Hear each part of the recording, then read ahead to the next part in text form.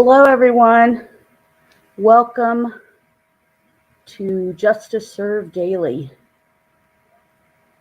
I appreciate you being here, and I was going to even run late for this next one because my dog didn't want to come back in the house, but that's a different story. So I appreciate you coming tonight, and we have a lot that we're going to go through, and this is information that I have looked into for a long time that happened here in the state of Indiana. So we're going to talk about this. I do want to have a warning out there that we will be discussing crimes against children and CSAM. So please be advised if this is a trigger warning for yourself. Please maybe not watch this. It is upsetting even if you are not normally bothered by things. So, and we're going to start going through this. So again, remember, I'm new to all this presentation stuff. And also that sometimes my computer wants to act slow. So I just want to make sure that everything I'm presenting you can actually see. So there's a lot of info I'll be going over. And so while I do this, I won't be able to see the chat. But as we go through the information, it kind of also continues to grow in detail. So if you have comments and everything like that, please feel free to share that. If you have questions, I won't yet be able to see those, but as we wrap up, we can look at those and address them. So let's get started.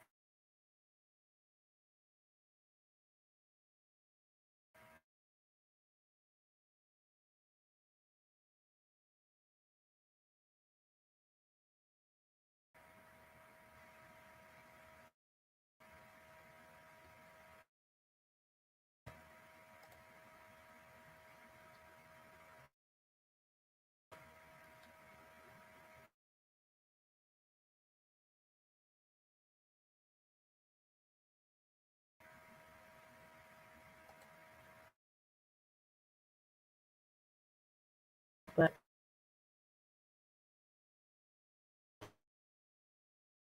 this is the only way I know how to do this.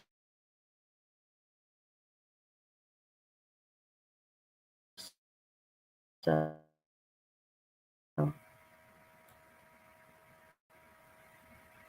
hopefully it will trend. It has not.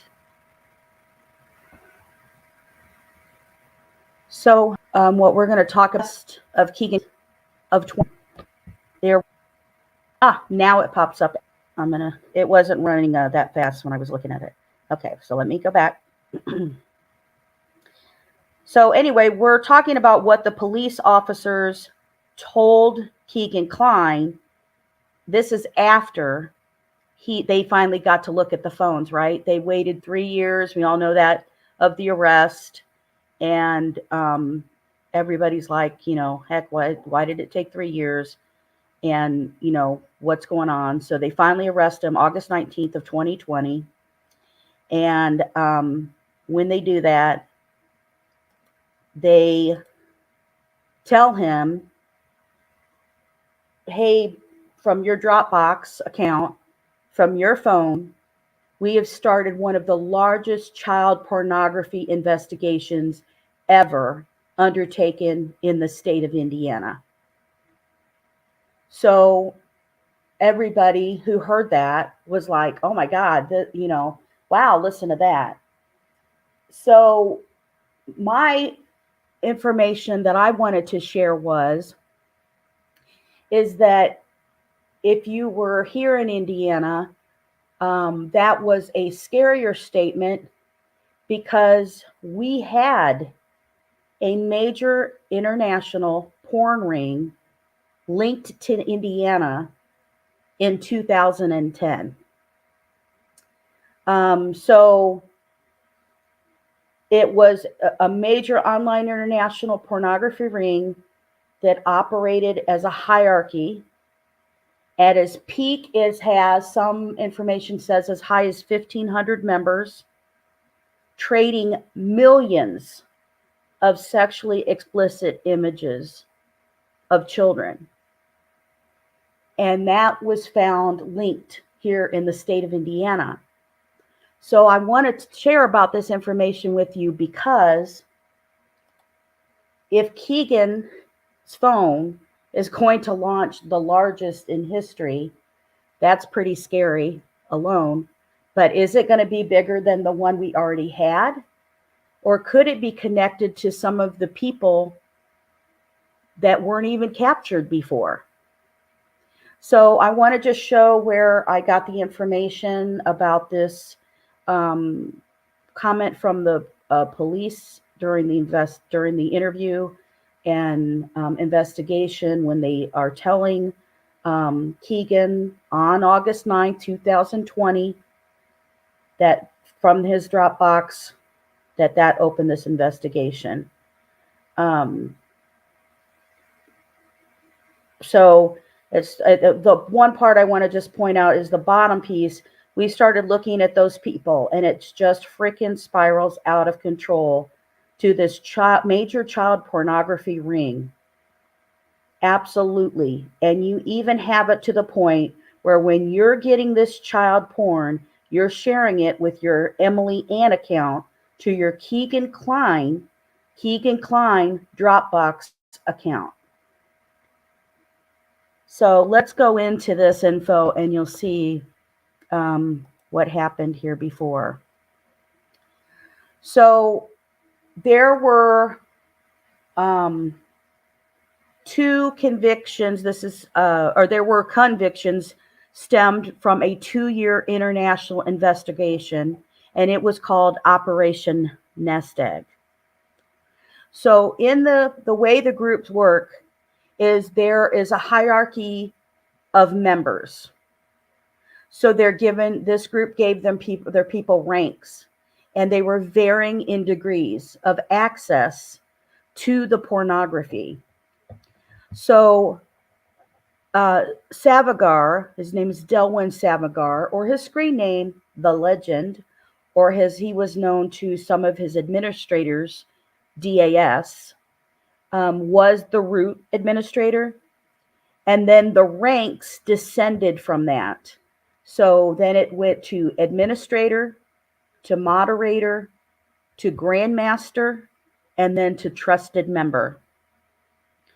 So these are some of the names of people who were busted that we'll cover.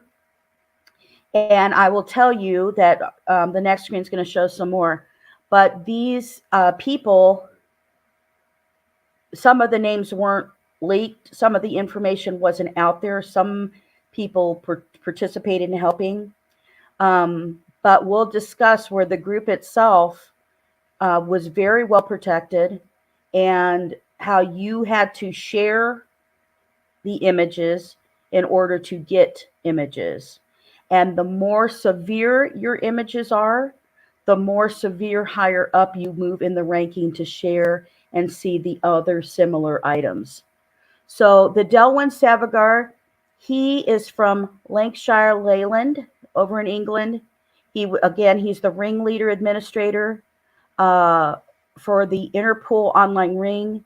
He administered a password-protected website where members could access collections of sexual images, or CSAM, some including as many as 1 million files.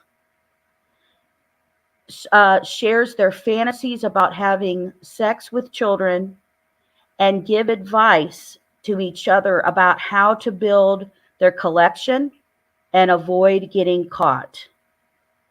He was serving 14 years in England for sexually assaulting 3 underage girls that they caught him with. So his material was also showing him abusing girls. And he was waiting extradition to come to the state of Indiana. Now remember, this stuff is happening in 2010. So if he had 14 years, and God help us, he served all of that, that means he would be up to be released. And what I'm going to also tell you is when we go through some of these people, some of them have already been released. So it's horrible. So the next high-level co-administrators was Roger Lee Luffrey, 57. His name is called Roger Mayer, or I'm sorry, Mayor Roger. He was out of Baltimore, Maryland. He did actually run for mayor. I just want to point that out. He was the International Online Ring top 5 ranking members. And he ran an online message board, and it's called The Cache, is the name of the website. And he ran for mayor in 1999.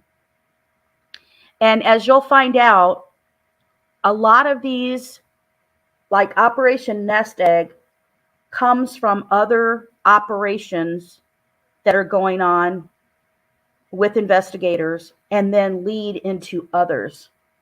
But this man out of Baltimore, he is a co-administrator.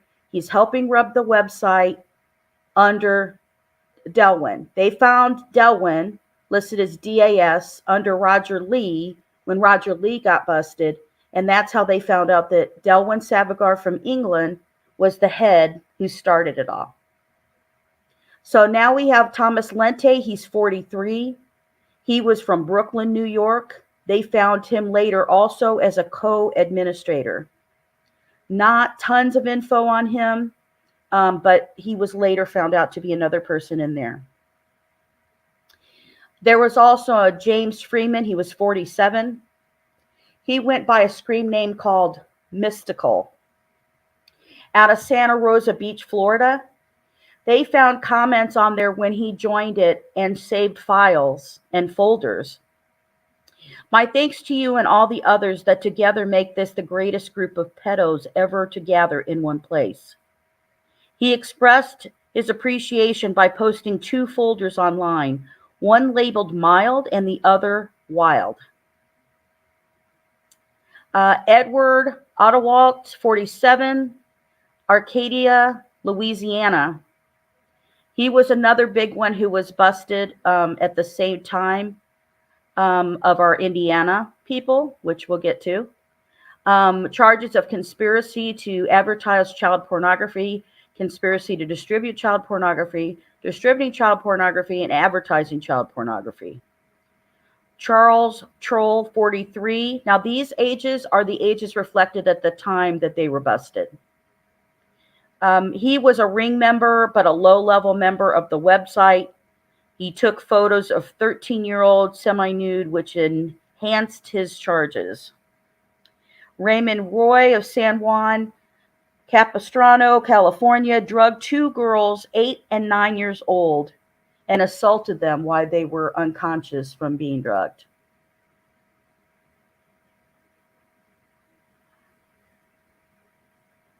So this is kind of just a breakdown as I got further into the information of the people who we captured some names from. So we got Charles Wezernick, 47. He was Jamestown, New York. William George, 56, Chester, Virginia. Jonathan Hands, 37, Woodstock, Georgia. Kevin Harkless, 53, Copper Hill, Pennsylvania. Patrice Jensen, 28, Lockport, New York. Dominic Shaw, United Kingdom, London. He was later busted with a guy from Bloomington, Indiana, who is disgusting. We'll get to that. David Shaw, 31, Alabama. Sean Kukendale, Somerville, South Carolina. Robert Rosenbeck, 48, of Massachusetts. William Rayrick, 47. His screen name was Sammy Bear, from Aurora, Indiana. And Richard Solborski, 20. So I'm going to show you all the sources where I got information, and then highlight what information I found out about this ring and all of its links to Indiana. So this, for me, is bringing up some possibilities of some similarities that could be happening with the Dropbox of Keegan Kline. So this is from the Oakland Press, talking about two men who were sentenced in Indiana for child pornography. So the Justice Department said 26 people have been charged in conspiracy and 20 have been convicted.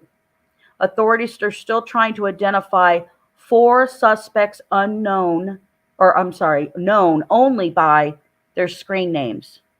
So when I go through all of these articles, all of the articles were at different times, and you'll see different numbers of people, because each time they bust somebody, they find other people who are sharing with them, or it's progressed into more information. But I will highlight to you these 4 people that they only could not identify who they were, but only by their screen names. They never find them. They never find these people.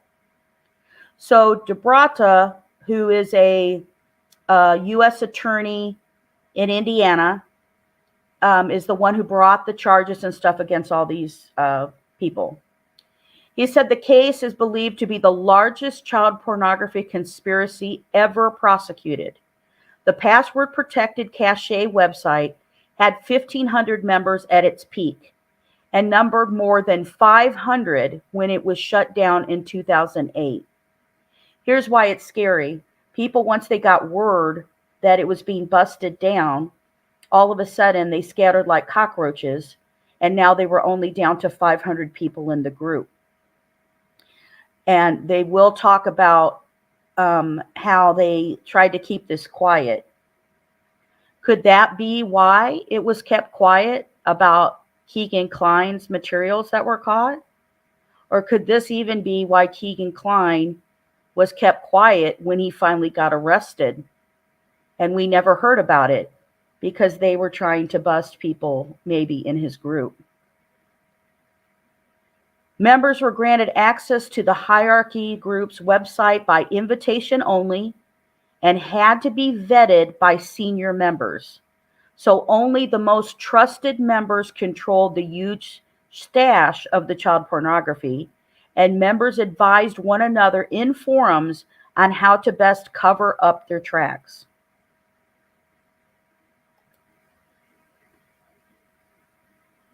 So this is from CBS News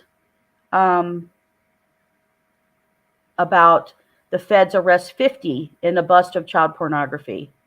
The federal prosecutors announced Wednesday that they had broken up a major online international child pornography ring that operated as a hierarchy and at its peak had more than 1,000 members, is what it states in this. Members trading millions, plural, millions of sexually explicit images.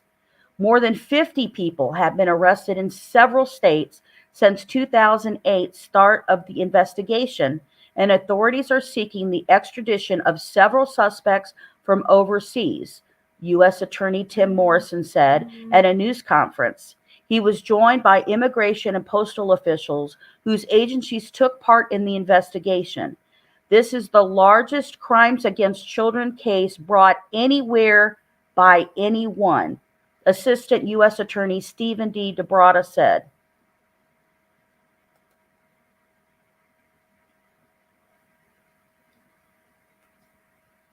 So the U.S. officials took down the website in 2008, DeBrata stated. It was a hierarchy and higher-ranking members had more advanced privileges. Group members generally knew each other only by their screen names. I think that's important. Some of these people, are only known by going in and who their screen name in discussions. And Morrison was the one who said that. The investigation was kept sealed for so long to avoid tipping off suspects. A rapid response computer forensic team led by the Indiana State Police traced the group's high-ranking members from one computer to the next, DeBrata said. So is the silence when Keegan first got arrested because this investigation was trying to capture others?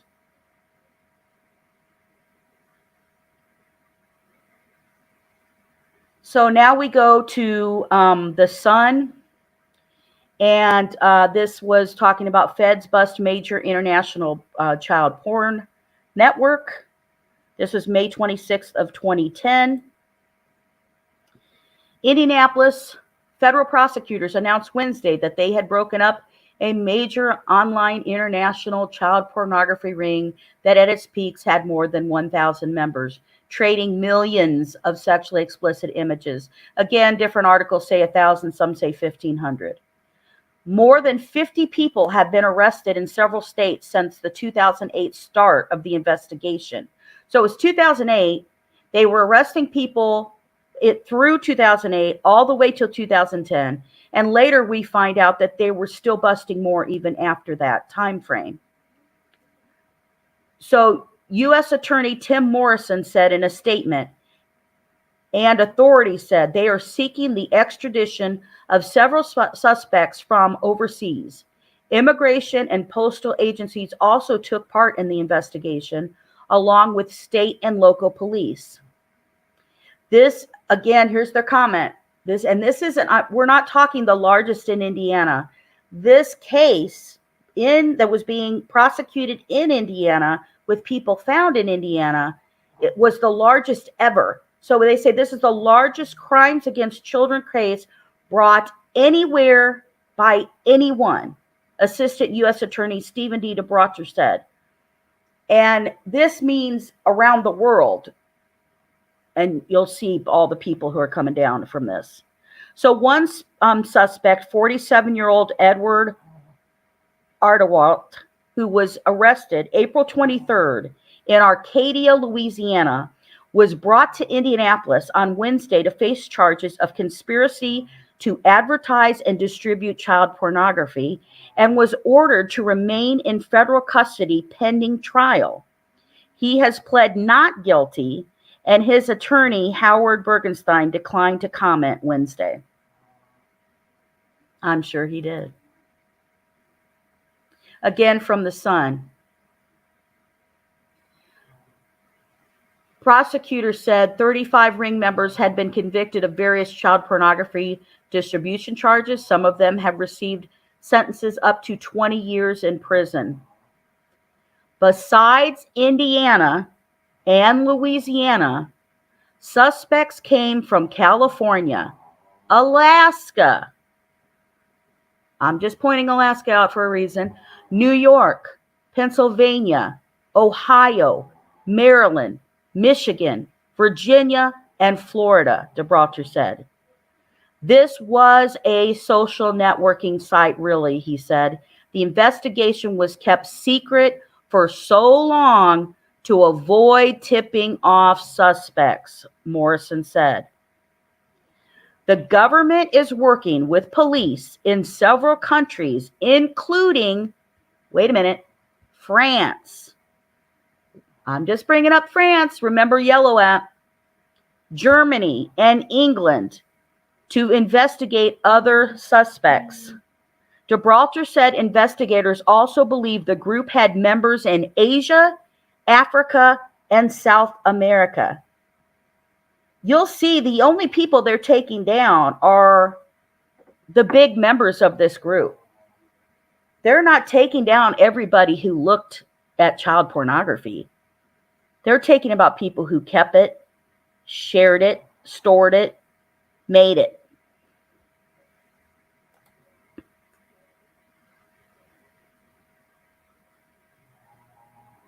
So, continuing with info from The Sun, the U.S. is working to extradite the group's alleged ringleader, Delwin Savagar, who is serving a 14-year prison term in England for sexually assaulting 3 underage girls, Gibraltar said.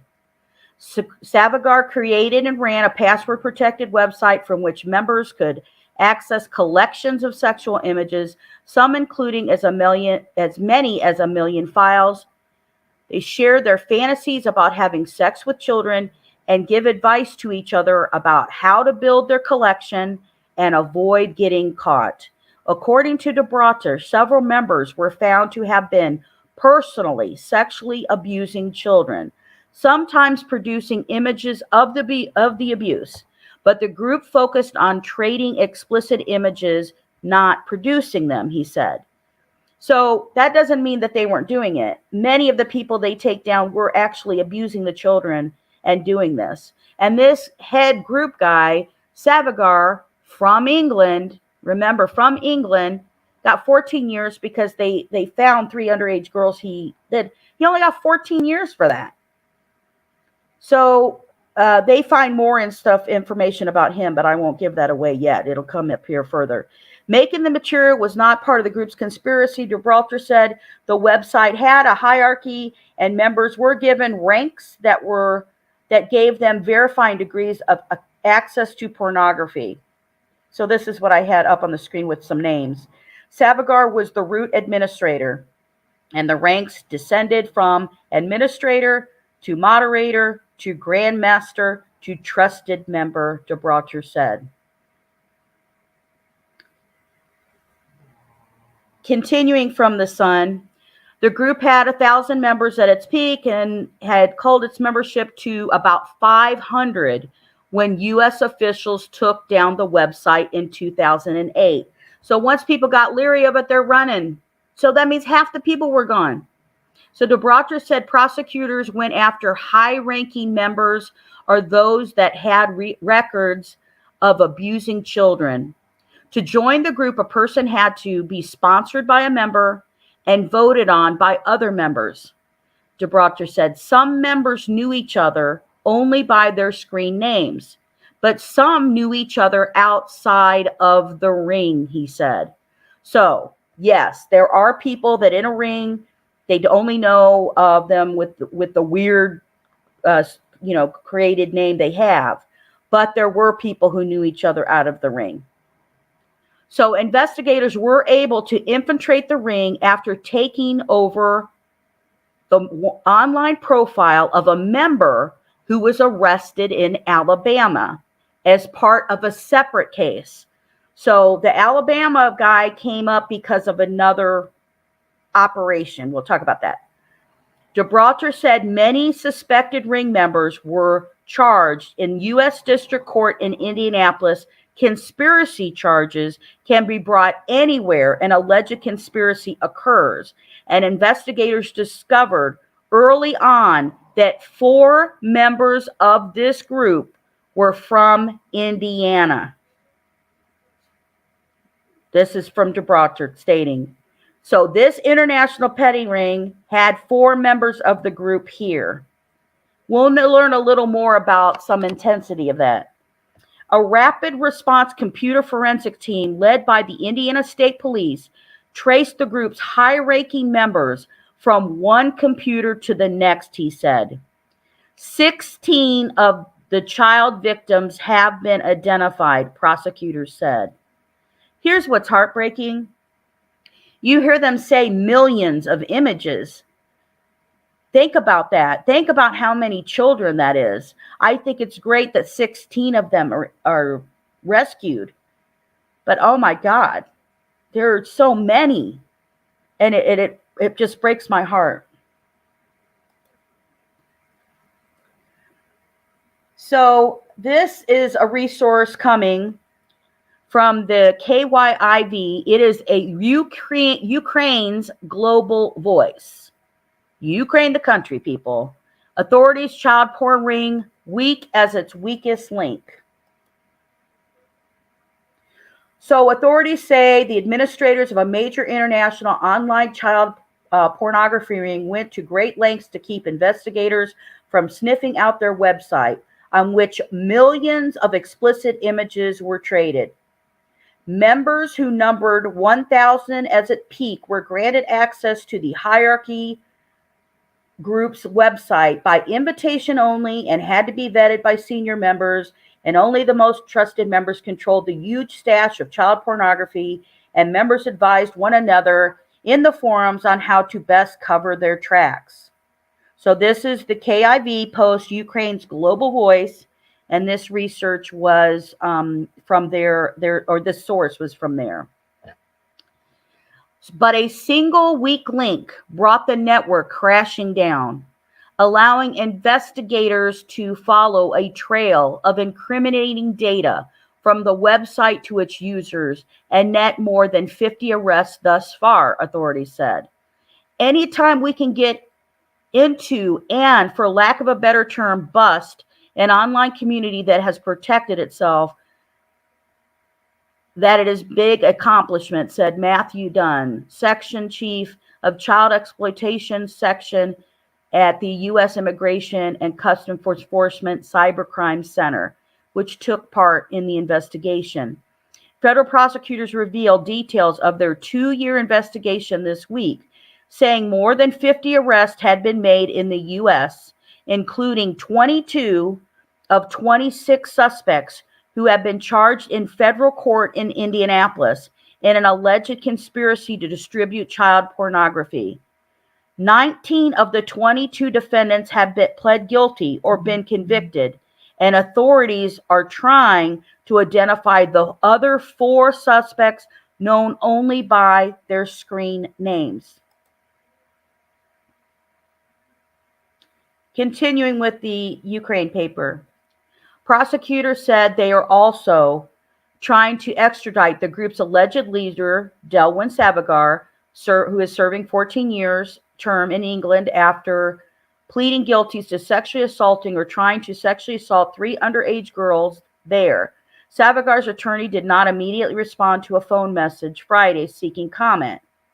Authorities got wind of the website in late 2007, so the investigators started in 2008. But it started in 2007 lead after a man in the state of Alabama, who was the target of another investigation, gave the U.S. Postal Inspection Service consent to his electronic accounts. Dunn said authorities took over the man's email and online identity and used it to access the website. Once we're in and we see the material, there's your investigation, Dunn said. You realize they are distributing child pornography.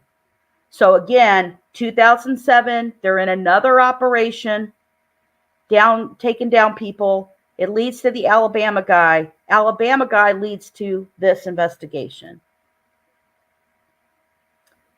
Investigators followed clues. Here we go.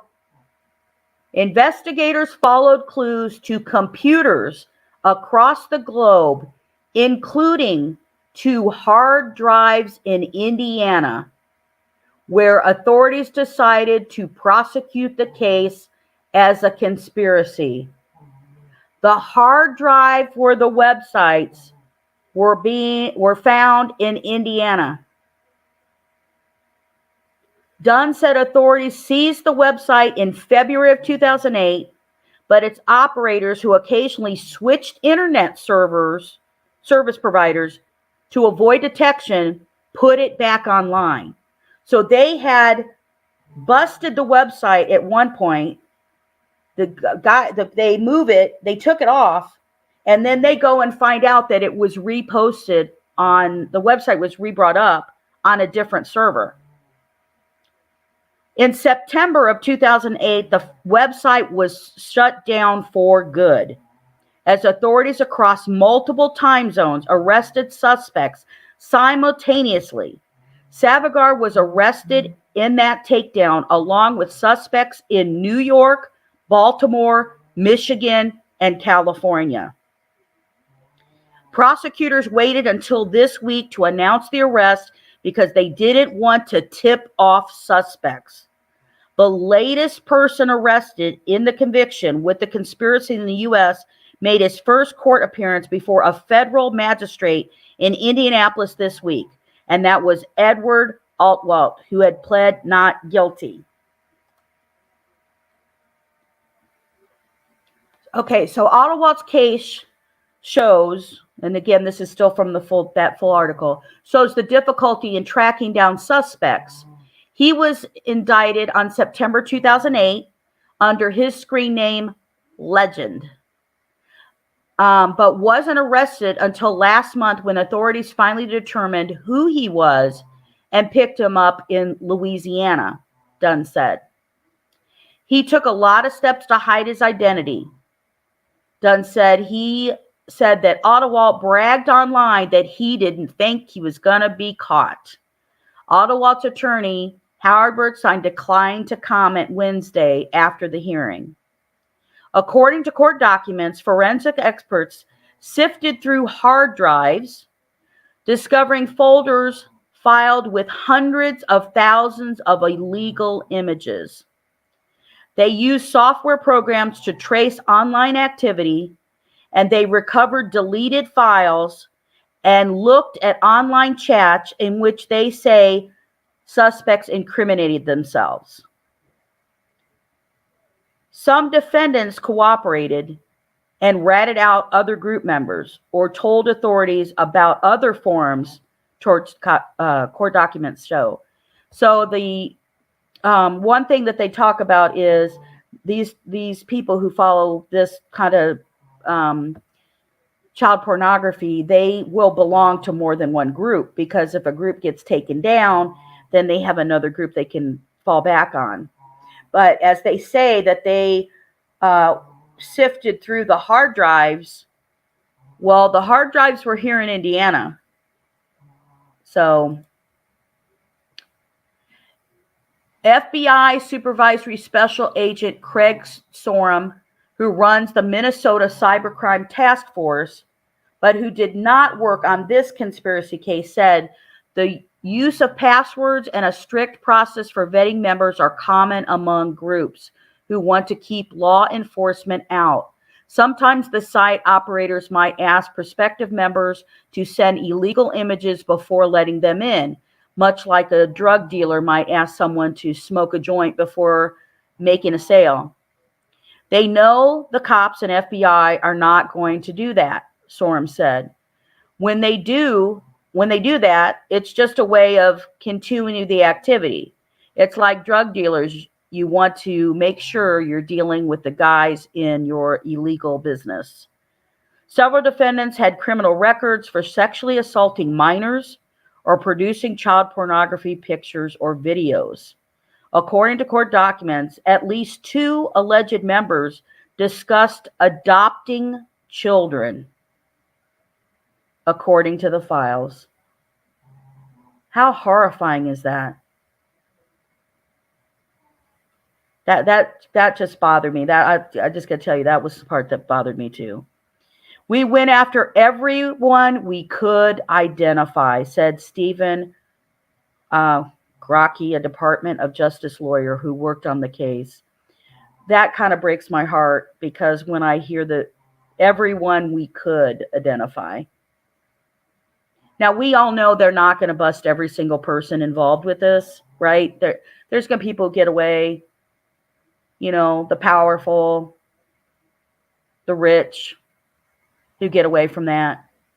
But we know there's people who get away. Other such networks have been taken down recently. In March of 2008, federal authorities had announced that nearly 24 people in the US, Germany, Australia, and the UK had been arrested in connection with the trafficking of child pornography through internet news groups and file sharing networks. In that case, in which over 400,000 images and video were traded, the group used powerful encryption tools and had multi-layered system to vet new members. Sorum said there is no way of knowing how many of these online forums exist because they have names that are not necessarily associated with child pornography, and they can be embedded within other sites. They pop up all the time, Storm said. Our job is to swoop in and catch them. Authorities say they believe there were people accessing the website from Europe, including England, France, Germany, the Netherlands, the Nordic countries, as well as Australia, Canada, Brazil, Chile, Argentina, and the Philippines. U.S. prosecutors passed their leads on to other countries for authorities there to follow up, Dunn said. Geography is meaningless on the internet, Grokey said.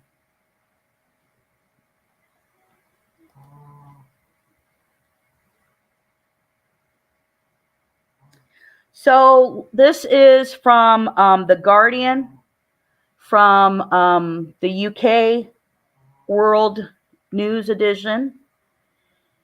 This is the British man. This is our head leader who started up the site.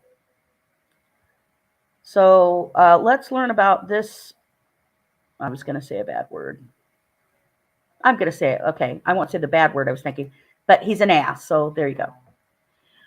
A British man alleged to have been a ringleader of a global child pornography bulletin board is facing extradition to the US. Delwyn Savagar is already in jail in Britain after being convicted of raping and sexually assaulting teenage girls. The pedophile network was broken up after an investigation led U.S. officials who have said the conspiracy involving up to 1,500 people would be the largest crimes against children case brought anywhere by anyone. Police in the UK are hunting 43 individuals based here who are believed to have been involved. So there's 43 individuals they were able to trace in the UK just from his computer. Savagar, 35, was last month jailed for 14 years for the rape of a 13-year-old girl and attacks on two others aged 13 and 16. He was caught after the U.S. passed intelligence about him to British investigators. Continuing with The Guardian. When he was arrested at his home in Leland, Lancashire, police found he had more than 100,000 indecent images of children on his computer. Savagar's DNA was taken by police, and the checks revealed that he was linked to attacks on women in Northern Ireland for which he was convicted. So he doesn't just have the proof of visually on there. They finally bring him in and check him for DNA and find out he's been insulting women too. The U.S. has requested that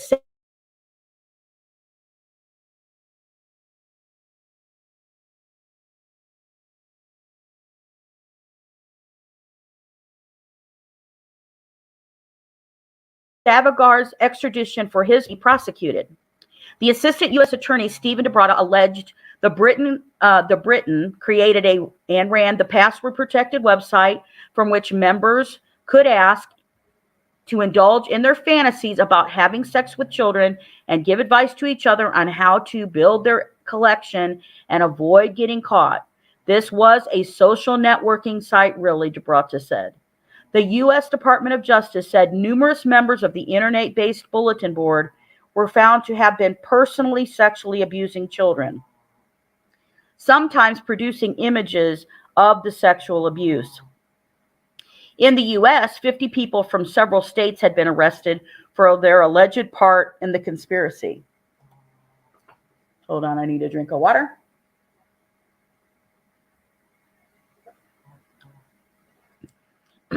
DeBrada said the U.S. government was working with the police in several countries, including France and Germany, to pursue other suspects.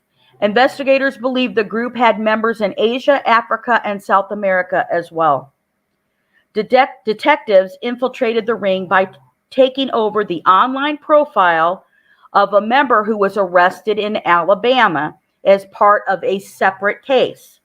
16 of the child victims had been identified, prosecutors said.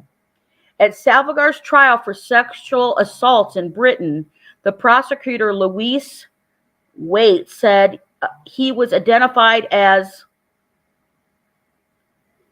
the bulletin board's administrator by U.S. officials and arrested in September of 2008.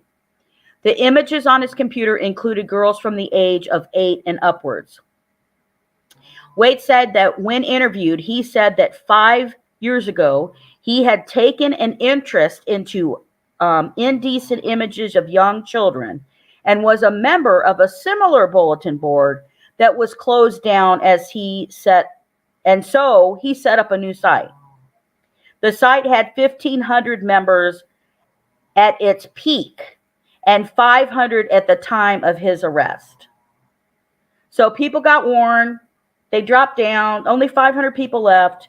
But here's what this is. Isn't it so sad? He was part of a site, but it got closed down. So he said, you know what? I'll start my own site. She also said that the web was split into 2 sections, with more trusted members allowed to access more explicit images. So Savigar worked on the bulletin board on a daily basis and was helped by other administrators in the U.S. So remember, we talked about the administrators and where they were located. We've got the boss, we've got the mayor, right? Roger Mayor, or Mayor Roger, I don't know which, I don't give a shit. We've got the other 2 guys who were also considered, there was co-administrators, a guy in New York. The defendant did not seek financial reward, but in return, trusted members were expected to add to the content of the site, she said. He denied any attraction to children, and it appeared he viewed what he did as some sort of service to the community. Unbelievable. Okay, so this is details that come from the Lancashire Post, this is from 2018 updates. So Leland child rapist who headed pedophile bulletin board is given replacement court order to protect the public. So Delwyn Savigar, 43, was jailed for 14 years in 2010 for the rape of the 13-year-old girl in Penwortham Field, an attempted rape and an indecent assault on 2 further victims. He worked as a driver for Leland Driver Distributor. He set up the internet bulletin board in which he and others shared 300,000 sickening images of naked children in erotic poses. Savigar made content with a man in Peru. So, wow, we have another country connected here. So let's see what the guy in Peru was doing. Savigar made contact with a man in Peru via cyberspace and arranged to buy web space and host the site on a U.S. server. He pasted images on there, and a global audience put their own images on. So Savigar's working with some guy in Peru, the country, not Indiana. I just want to clear that up. And he's bought the web space from the guy in Peru, and now, but the U.S. server itself is going to be hosted in the U.S. Well, we've got the hard drives and stuff here in Indiana, so a probe was launched by the U.S. Department of Justice, which identified a U.S. server hosting illegal websites. Police were alerted to Savigar's site, but it took nearly a year of intense investigation to bring up his name. So this is where DNA evidence taken after his arrest in September 2008 for possessing and distributing indecent images linked him to the sex attacks in Lancashire. The indefinite sexual harm prevention order made a Preston Crown Court replaces his previous sexual offenses offenses prevention order and bans him from contact with children unless inadvertent and from using internet devices unless they retain search history. Whoop-de-doo if they got that. But that's from the UK. All right, so this information is coming from the United States Department of Justice. This is dated March 26th of 2010. Now, it says this is the final U.S. defendant to face charges related to internet child pornography conspiracy case, but that's not necessarily true because we do have some other people they took down, but we'll go through that.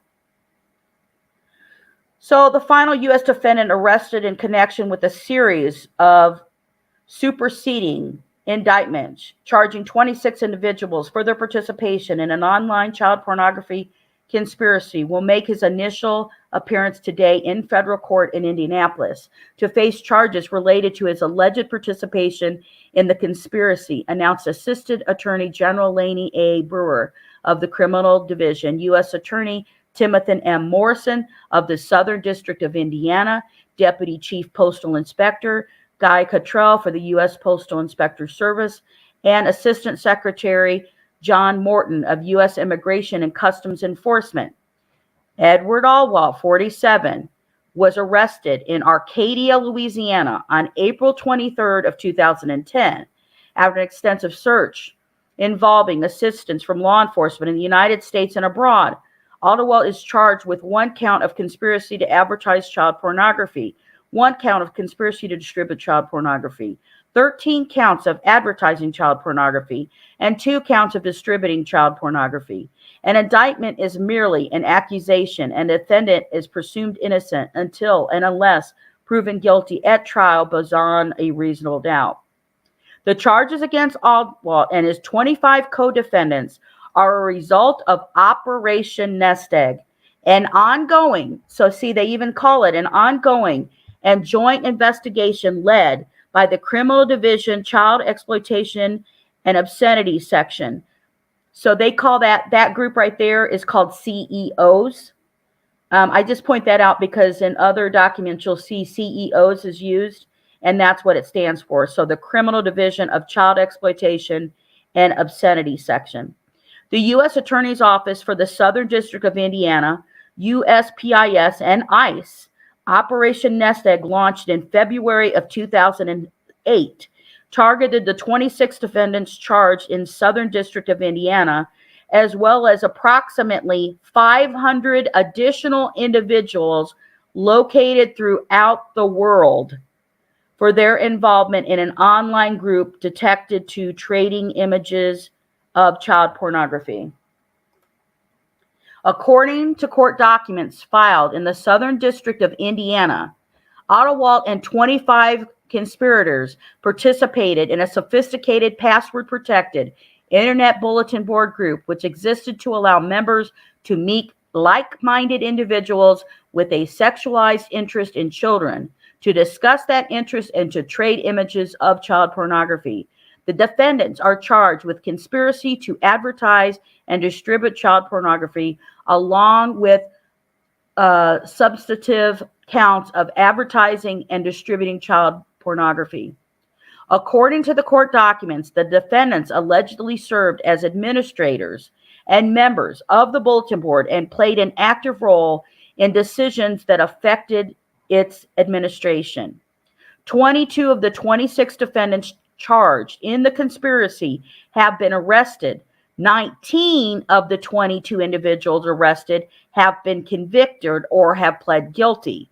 The individuals who participated in this internet-based bulletin board exploited the most innocent and vulnerable in our society, said Assistant Attorney General Brewer.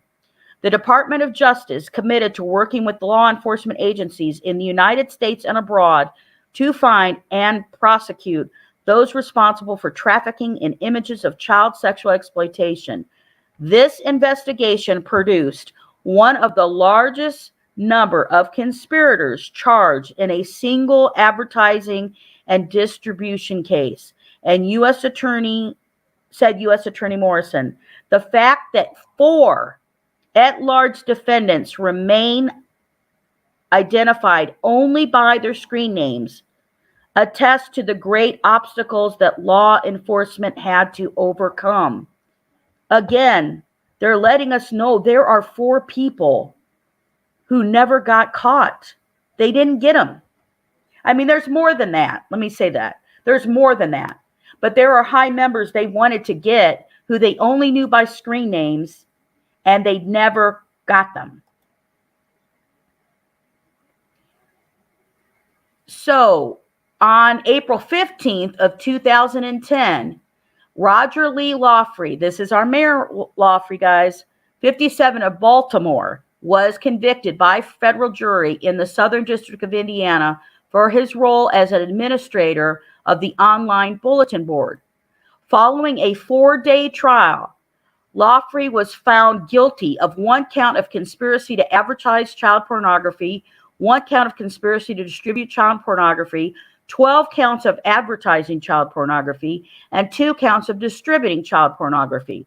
Lawfrey faces a mandatory minimum sentence of 15 years in prison, a maximum sentence of 30 years in prison, a fine of $250,000, and a lifetime term of supervised release following his prison term. 6 of the 19 individuals who have pled guilty for their role in the conspiracy have been sentenced to prison. On May 21st of 2010, Thomas Lenti, 42, of Brooklyn, New York, was sentenced to 20 years in prison for his role as a lead administrator for the bulletin board group. So remember, Roger Lee Lawfrey was an administrator, and so was Thomas Lenti. Lenti was previously convicted in 2000 of sexually abusing a minor who was under the age of 11. So he'd already hurt kids before. On May 19th of 2010, William Gregory, 56, of Chester, Virginia, was sentenced to 10 years in prison. Also on May 19, 2010, Jonathan Hands, 37, of Woodstock, Georgia, was sentenced to 10 years in prison for his role in the conspiracy. On September 21st, 2009, Charles Wernaszak, 47, of Jamestown, New York, a convicted sex offender in the state of New York, was sentenced to 378 months. I don't want to know months, people. I want to know years. Years. Kevin Harkless, 53, of Copper Hill, Virginia, who was previously convicted of child pornography offense in Pennsylvania, was sentenced on November 30th of 2009 to 240 months. Months is killing me. Patrick Jansen, 28, of Lockport, New York, was sentenced to 15 years in prison on October 30th of 2009. Each defendant also received a lifetime supervised release following their release from prison as part of their sentence. Does anybody feel confident when these people get released that it's all going to be good? I don't. At all.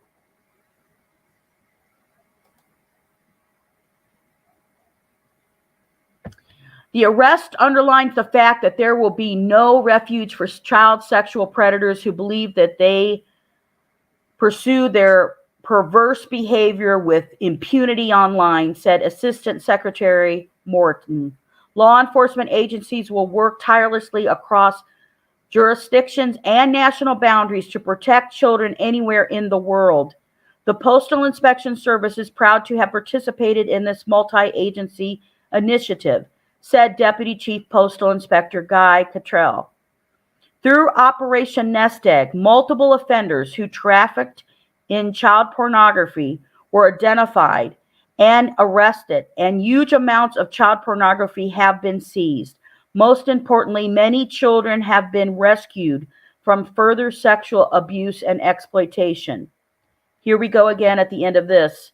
4 of the 26 individuals charged in the conspiracy remain at large and are known only by their online identities. Efforts to identify and apprehend these 4 individuals continue. Again, this is from the Justice Department. To date, as a result of the Operation Nest Egg, more than 80 searches had been conducted in the United States. In total, more than 50 individuals have been arrested and 35 individuals have been convicted. So I guarantee you these searches were raids, right? They didn't tell you they're coming. They go and, bang down the door and they come inside your house. The investigation is ongoing. Numerous members of the internet-based bulletin board were found to have been personally sexually abusing children, sometimes producing images of the sexual abuse. For example, lead administrator Delwyn Savagar of the United Kingdom was identified and arrested in partnership with the UK's Child Exploitation and Online Protection Sentry for his involvement in the conspiracy. After his initial arrest, Savagar was identified through DNA testing as the perpetrator of the previously unsolved sexual assault against a minor female in Great Britain, to which he pleaded guilty. Following this discovery, Savagar was linked to additional I'm sure they were indecent, but incidents of several assaults. Ultimately, he pled guilty to either abusing or attempting to abuse 3 minors from 1999 to 2002. He was sentenced to the 14 years in prison in the United Kingdom. To date, the 16 child victims have been identified through Operation Nest Egg. So here we go. This explains to you how one is leading into another. So Operation Nest Egg is a spin-off investigation from leads that developed through Operation Joint Hammer, the U.S. component of an ongoing global law enforcement operation targeting transnational rings of child pornography trafficked through the internet and U.S. mail. Operation Joint Hammer was initiated through evidence developed by European law enforcement and shared with the U.S. counterparts by Europe and Interpol.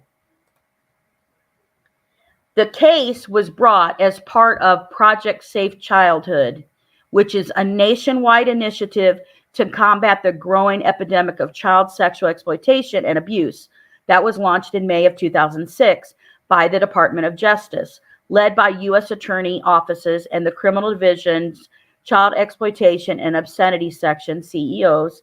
Project Safe Childhood marshals federal, state, and local resources to better locate, apprehend, and prosecute individuals who exploit children via the internet, as well as to identify and rescue victims. And then it has, for more information about Project Safe Childhood, please visit projectsafechildhood.gov. So Project Safe Childhood is a program to investigate it. And then we've got the project, the different operations that spin off from that. So this case is being prosecuted by, and this tells everybody involved in this Operation Nest Egg. So the Assistant U.S. Attorney, Attorney Stephen DeBrada of Southern District of Indiana, Assistant U.S. Attorney Elizabeth M. Usey of Eastern District of Virginia, and CEO's Trial Attorney Alicia Rayworth-Wolick. The investigation was conducted jointly by the CEO's High Technology Investigation Unit, ICE, USPIS, with assistance provided by Northern Virginia, Washington, D.C. Internet Crimes Against Children Task Force, the Indiana Crimes Against Children Task Force, the Indiana State Police, and numerous local and international law enforcement agencies across the United States and Europe. Okay. So now we're going into the FBI's information and stuff that stemmed from that. So the announcement of this prosecutor at the time was Hogsett, and he was an attorney and stuff for that. And I will just point out, he's now an actual mayor, but we can talk that another day. Okay. So here is where this is some more very specific Indiana direct information. Okay, so the United States Attorney Joseph Hogsett announced today that David R. Bolstick, 25, of Bloomington, Indiana, entered a guilty plea today to the sexual exploitation of several children, as well as his involvement in a conspiracy with subjects across the world to distribute and receive child pornography. Hogsett also revealed that a major operation has captured numerous individuals with whom Bostick had alleged traded child pornography images, including images of children Bostick sexually exploited in Bloomington. This is Bloomington, Indiana. This is a big college town, but look at how young this guy is. He's 25 years old.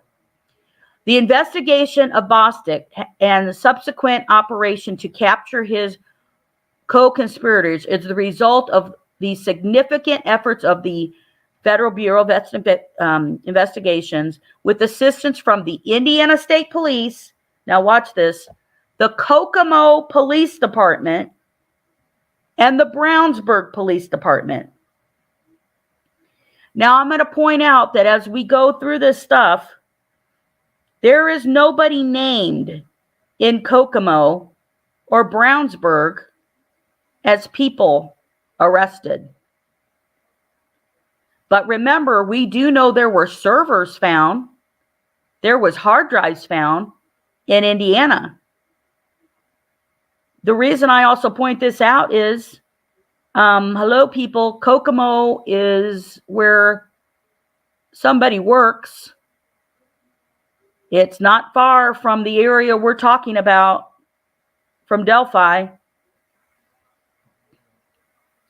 So on November 17, 2010, a federal search warrant was executed by the FBI and state and local law enforcement partners at Bostick's residence in Bloomington.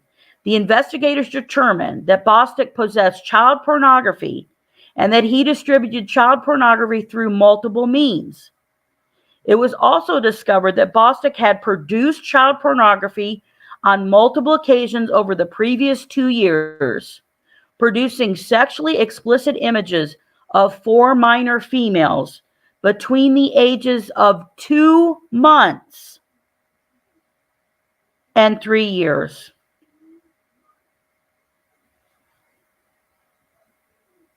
As well as a minor male who was 4 years old. God help these babies. That just gets you, doesn't it? Evidence gathered at the scene just demonstrated that Bostick had distributed the images of child pornography he produced to multiple individuals, and Bostick was arrested that day and has remained in custody ever since. Well, no kidding. Following his arrest, a review of the evidence determined that Bostick was a member of a large group of individuals trading sexually explicit images of children, primarily focused on child pornography depicting children under 5 years of age. Some of the images produced by Bostick were distributed among the members of the group. Within days of Bostick's arrest, an operation was launched to identify and apprehend the members of the group. More than 20 members of the group have been captured and several alleged members have been charged in the United States districts for Southern District of Indiana. Charged along with Bostick in that second case are Dominic Shaw, 31, a resident of the United Kingdom, another guy from the UK. Richard Salisbury, 20, a resident of East Texas, Pennsylvania. Sean Kennedale, 32, a resident of Somerville, South Carolina. And 2 other individuals currently charged only as person 1 and person 3. They're protecting their names. Why are we protecting people's names who committed these crimes? I want someone to explain that to me.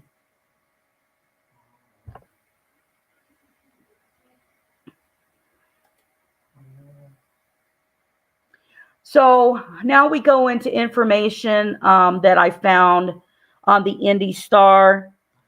Again, when you look at these, you'll see that there's updated publications and whatever and dates and stuff on this. And this is addressing, initially when I found it, I thought they were talking about Delwyn Savagar, right? Because you're thinking, okay, the London man is being extradited.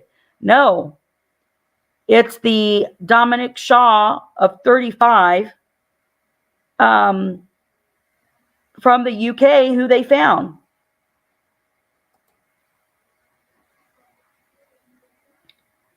So he was under suspicion of distributing pornography involving children under 5, younger than 5. I mean, 2 months old. For God's sakes, people. Dominic Shaw, 35, became the subject of this investigation by law enforcement officials from the United States and Europe about 3 years ago.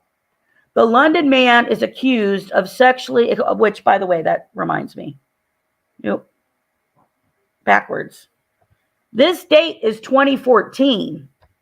So when they had that other article we read, it talked about the last person, charged in that. That's not the case. But Bostic, who was busted as part of Operation Nest Egg, that was linked to England, was linked to our head guy, right? Our head guy up in England, and then linked to the hard drives in Indiana. And then it came because of the guy from Alabama who was from another operation. And then other operation from Alabama led to the operation that linked to the guy in Baltimore, who was the Mayor Roger, who had DAS, right? Salvagar's info, who that's how they found him. That's what opened up Operation Nest Egg from all of this. And then Bostic was busted on part of Operation Nest Egg. But when they went into Bostic's information, it launched a whole nother new operation. So really, it is always an ongoing operation because these predators lead them to other predators, right? They find them. And some of them they bust, but we see they don't identify some. And the other 500 ran like cockroaches. So they talk about exploiting children. Mr. Shaw has been exploiting American children from nearly 4,000 miles away for several years. Acting U.S. Attorney Joshua Minkler said in the release. Tim Horty, the spokesperson of U.S. Attorney's Office, said that Shaw had been training pornography with people in Indianapolis. He was indicted in February of 2011 and has been in custody in the UK since then. And officials brought him to Indianapolis early Saturday. He is being charged with a conspiracy to distribute and receive child pornography. He faces up to life in prison. Is anybody curious what made the difference for him, for Shaw from the UK, to be charged with life? Right? Some of these other people got 10, 14 years. So they said that several of Shaw's co-defendants from the U.S. had been convicted and are serving time in federal prison.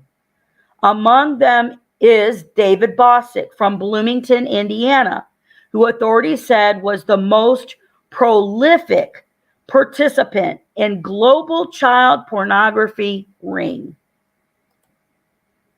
So Bostic by himself. So Bostic, they talk about how he was arrested in November 2010 after federal, state, and local investigators raided his home, right? They raided to check what's going on. They're uncovering hundreds of pictures and videos on his computer of children engaged in sexual acts. The images included 4 girls, ages 2 months and 3 years, and the 4-year-old boy, who had been in Bostic's care. Bostic pleaded guilty to 65 counts and was sentenced to 315 years in prison. That is what I'm talking about. I don't even think 315 years is enough. Now, here's where it talks about how Bostic was so bad.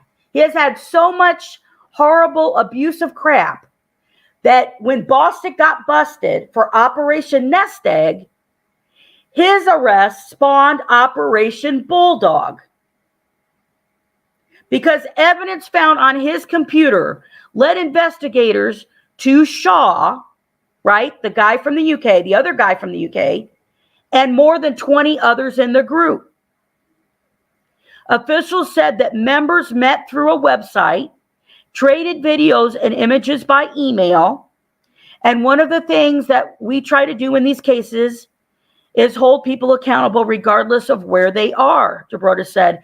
We don't want to let state or international boundaries be an impediment to seeking justice for a crime that touches our district. The arrest, a result of an investigation by the FBI, Indiana State Police, here we go again, Kokomo Police Department, and Brownsburg Police Department. Indiana, Kokomo, Indiana, Brownsburg Police Department.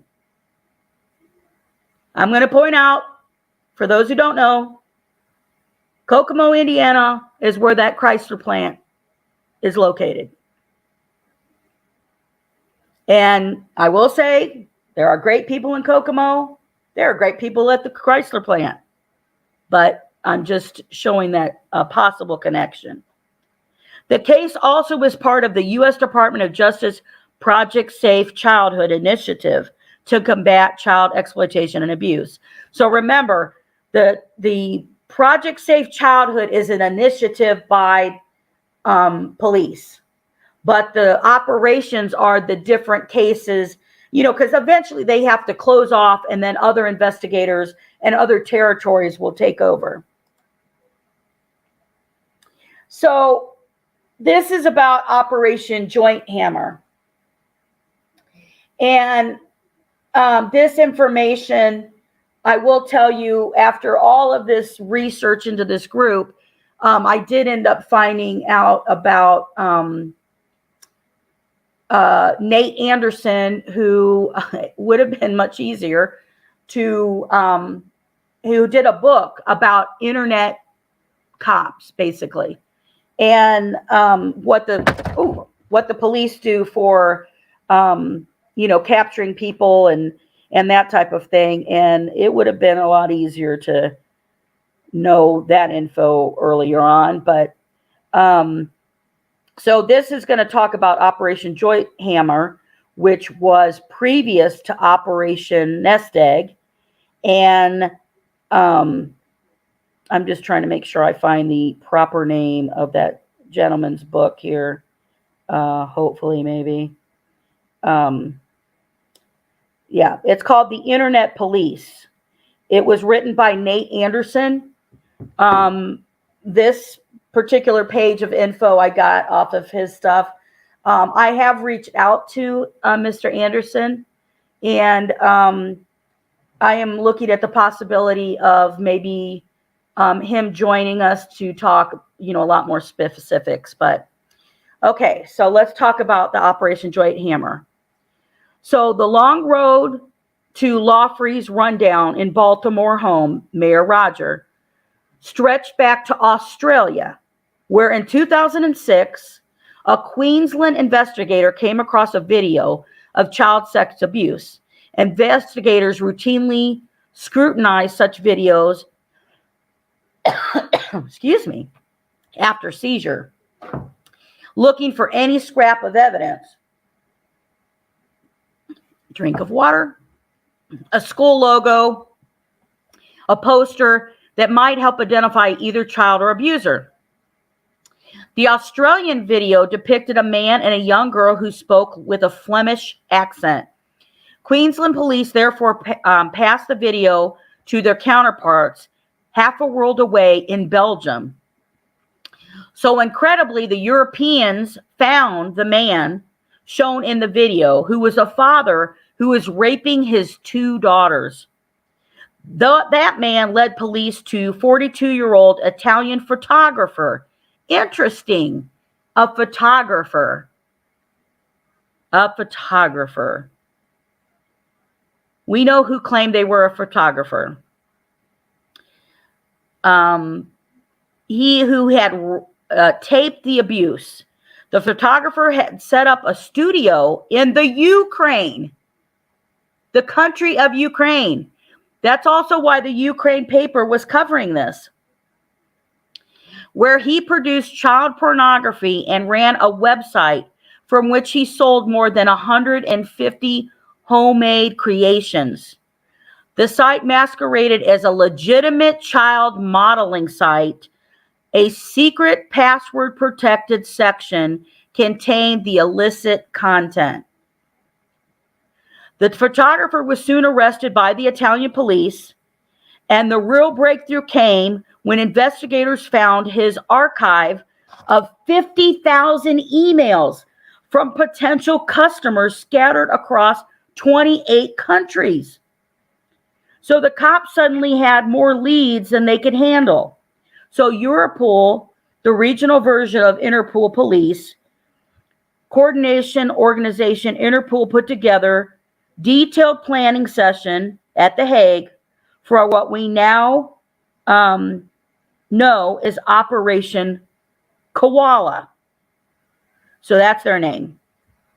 Police from across Europe got involved, eventually using the email addresses to identify 2,500 individuals.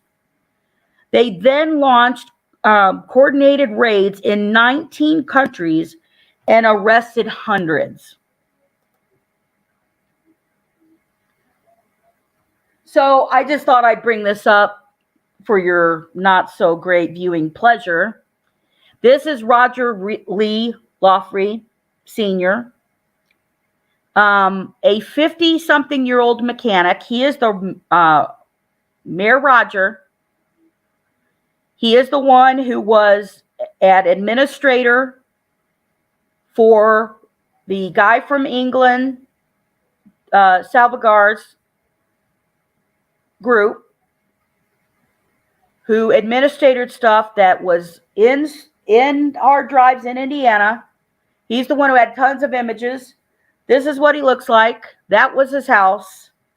Roger Lee Loffrey, a 50-something mechanic with a high school education, a handlebar mustache, and a love for motorcycles. Isn't that great?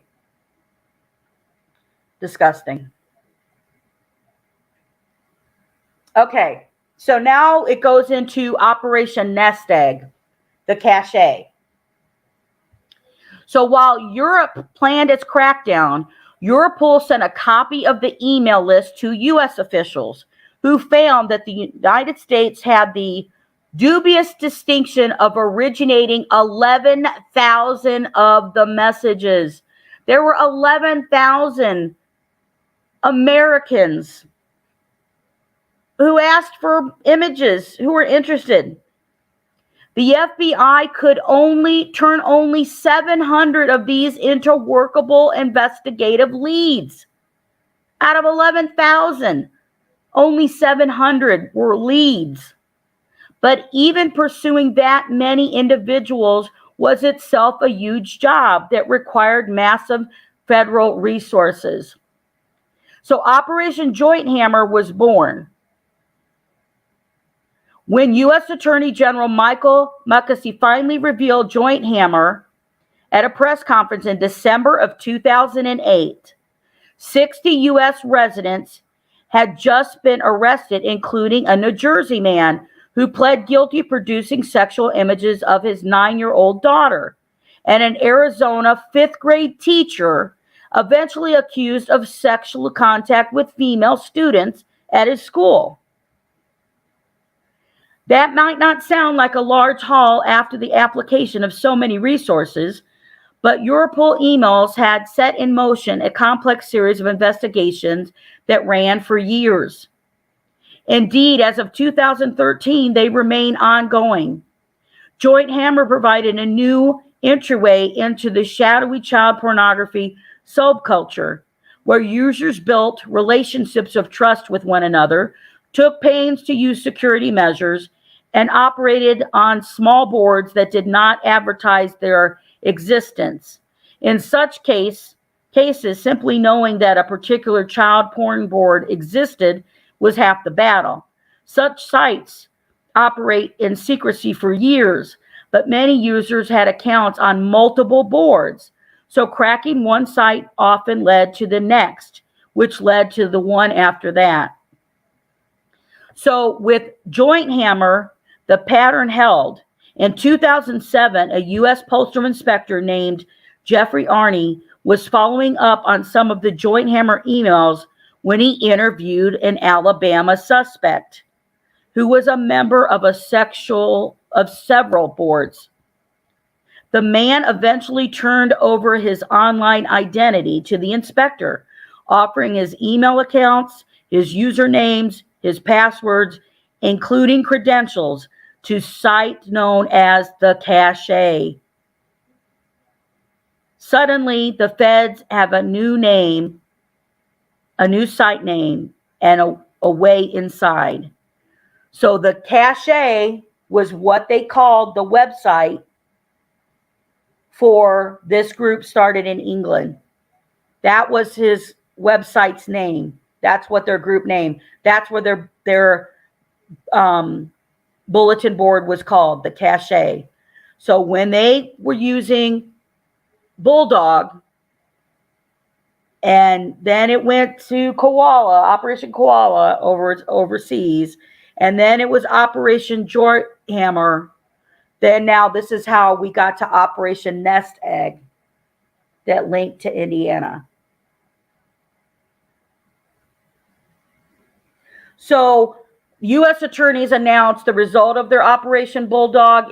That one was an 18-month investigation.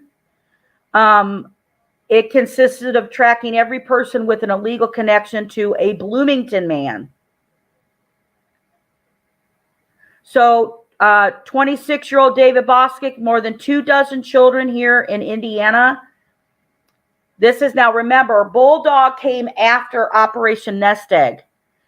They found this guy. They found Bostick, the Bloomington, Indiana guy. They found him through Operation Nest Egg. But his stuff was so bad, it opened its own operation, new operation to Bostick. So more than 24 children here in Indiana and across the globe have been rescued from their tormentors, said First Assistant United States Attorney Josh Sminkler. Prosecutors say that Bostick earned the trust of families and offered to babysit the children and would then engage in sexual acts with them, which he would film, photograph, and frickin' distribute. The children were aged 2 months to 4 years old. He's serving 315 years in prison.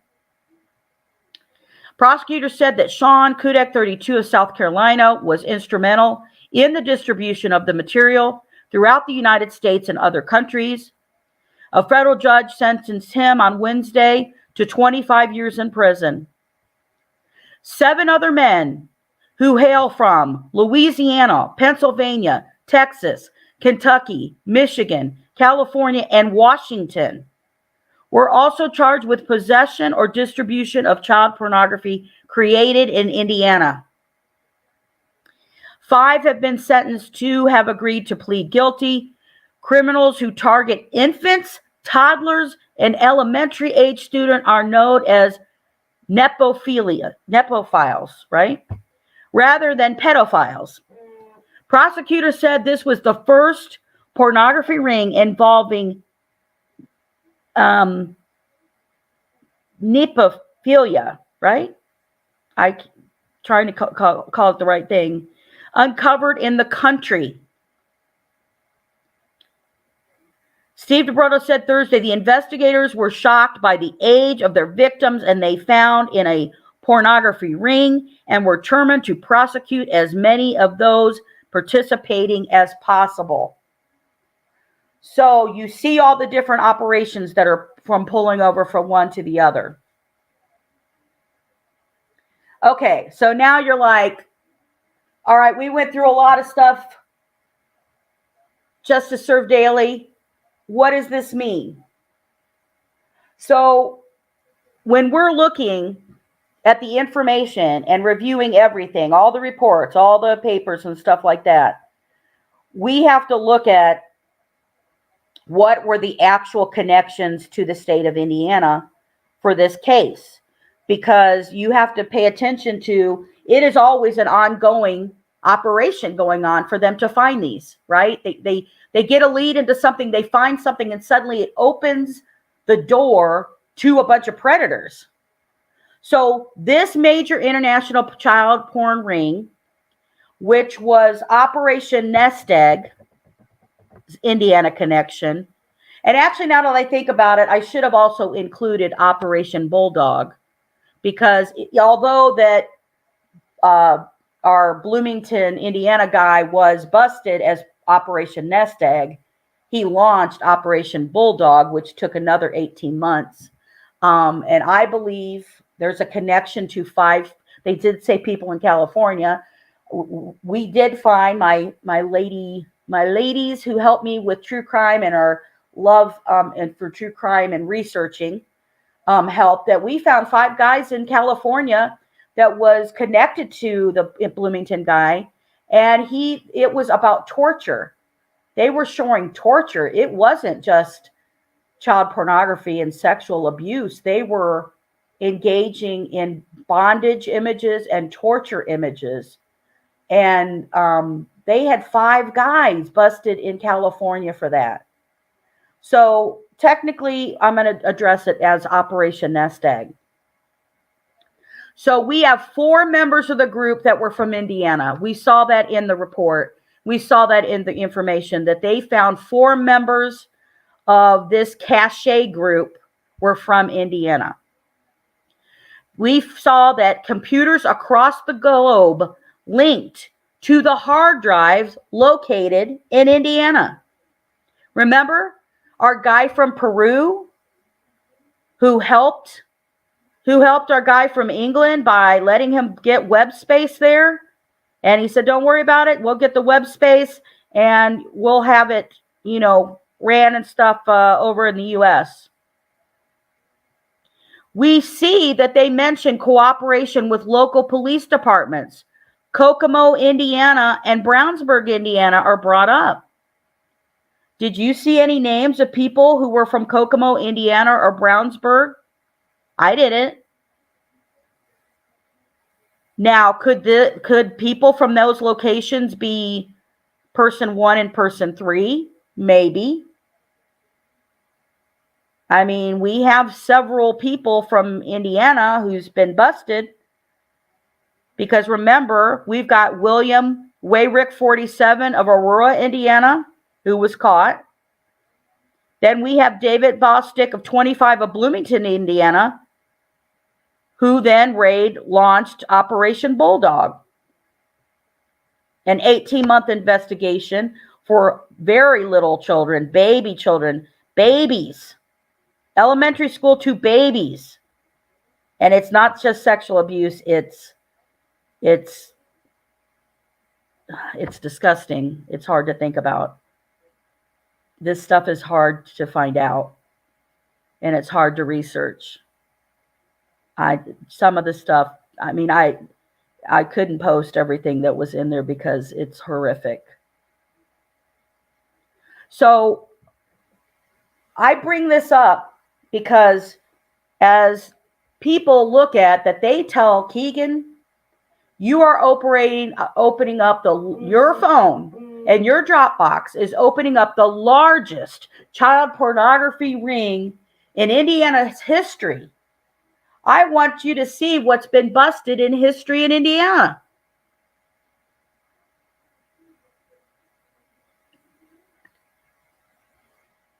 Could Keegan Kline's Dropbox lead to a petty ring larger than Operation Nest Egg and Bulldog?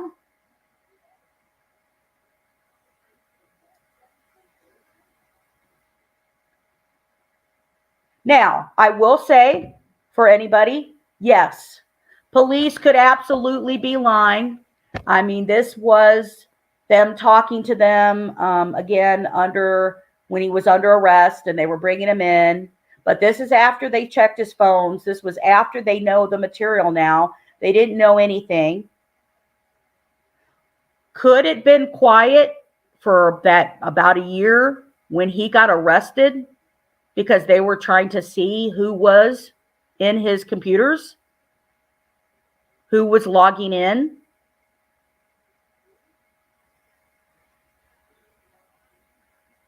I mean, if they have it, they already know who the user people's names are. They can track the stuff. You know, stuff's better now than back then of how they can track everybody. But my curiosity is, we've got people who are not named. We have 4 members of the group from Indiana, right? We have the Cache group. We got the David Bostic, who's practically his own group, right, by himself. The group with the Cache had millions of images. This guy is babysitting babies and doing images and stuff like that, sharing the images. The most horrible you can think of, right? The most horrible that you can think of. So how do we know somebody wasn't left in Indiana? We don't know that. Or anywhere, honestly. We can guarantee there are people who weren't caught. There are people who weren't caught. We know that.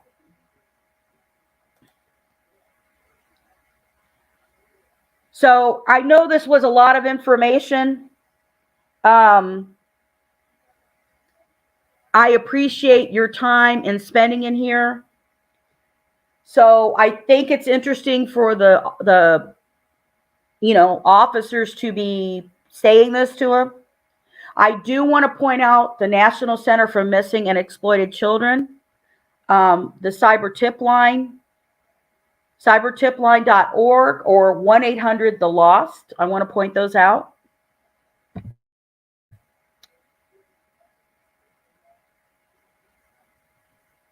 And I'm going to go over here and I'm going to remove this. There we go. And just to say, it is very scary to think if this group could be bigger.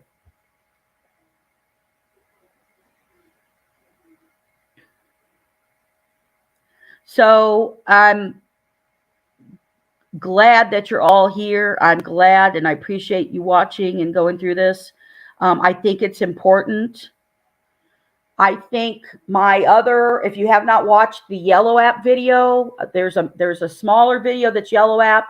There's another one that talks about what they actually found on Keegan Kline's phones, what social media he was using, and Yellow app. There's a mini version of Yellow app. Could Yellow app have these images being held somewhere? Did they go to France to check if images are somewhere? Did they go to France to get server information about stuff that could be in there?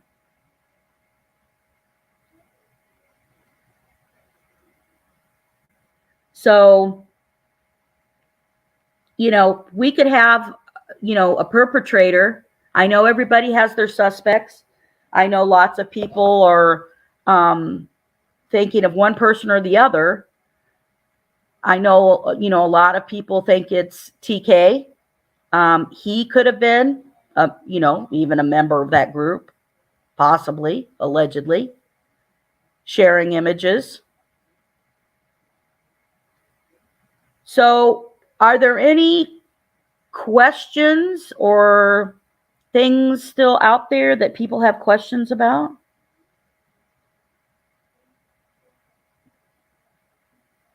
I appreciate people who have come in.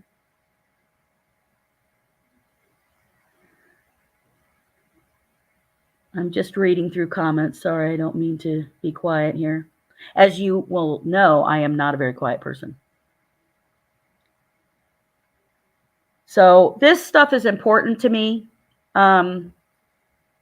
This getting the information out and getting the information out that these are out there. My yellow app warning to parents and social media warning is very important to me.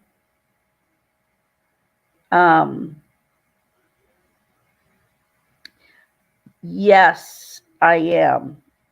I think that we're going to cover a lot of us people who have been busted for CSAM in Indiana since Keegan has been arrested, because there have been a lot.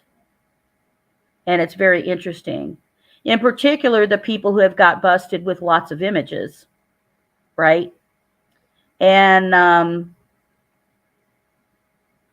also that there is a huge connection that I'll point out, that there was also a man who was busted in California very recently, or not that long ago, and he was caught having 100 image across the country and in other countries, and lots of his images, a big chunk of some of his images came from, guess where? Kokomo, Indiana.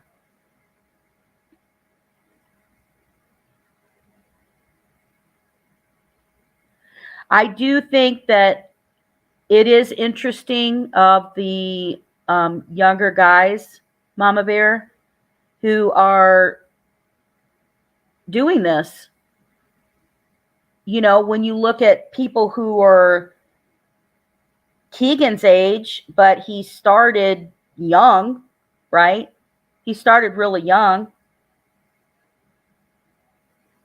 But it also makes me think about, he was getting images and stuff, and he didn't open an Anthony Shots account until 2016, July 2016. That is on information from documents from the police and on the transcripts.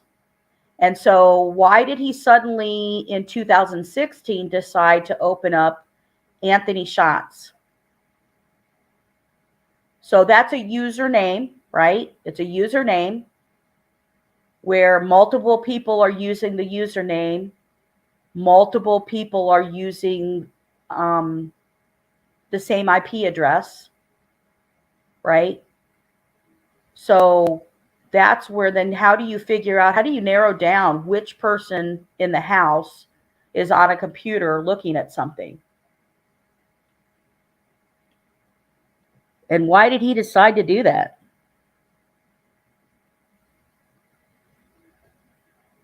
So I appreciate you being on here. I'm sorry I ended up having to start an hour later. I had a shocker moment that I thought that presentation I just presented to you, I totally lost. And I went into panic mode. And I was like, oh my gosh, I spent so many days working on that. But I will say thank you. I called my true crime friends that I have met through true crime, and Amy in particular, and Mama Bear. And I've met some great ladies who were also followed the Delphi case, and they were following that kind of stuff, and they knew I was interested in that and doing a lot of research. And they helped me not panic that I lost my presentation. And they were able to help me through, and I ended up finding it, and that's good. But you can watch some really good channels to get really good information. I myself watch other true crime channels. I love getting information. You kind of watch a bunch of them, right? And then you find out who is giving you truthful information or speculation, right? And what do you take for real and what do you not? There is an advantage of that, following the case since the girls were reported missing. Breaks my heart because I'm a mom and I have daughters, and those who also, the women who we've been young girls and stuff before, and know how some stuff can happen if you're just talking to a boy and don't know what's going on, and then somehow you get to find out that it's a grown man who's been speaking to you and has very bad intentions. And that isn't even just, it's not even just the bad intentions. It's the more extreme worried intention that it was planned to come out and to hurt them, or this person wouldn't have had the weapons with them. So I want to make a difference. I have been here. I'm here in this community, trying to make a difference as well across the board. And I want to also cover some other cases that I hope you watch too. They're important. I have a case about a little boy who has been found in a suitcase. He was in the woods and nobody knows who he is. And we need help. So I appreciate all of you. I appreciate your time. I hopefully will get better at this as I continue. And I think it'll be very interesting when